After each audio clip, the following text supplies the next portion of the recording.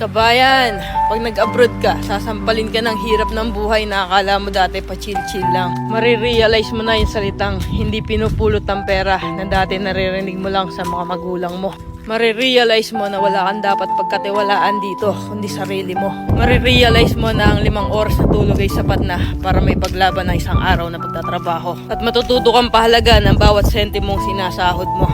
Matututo kang magtiis at magpasensya kahit minsan ikaw ang nasa tama.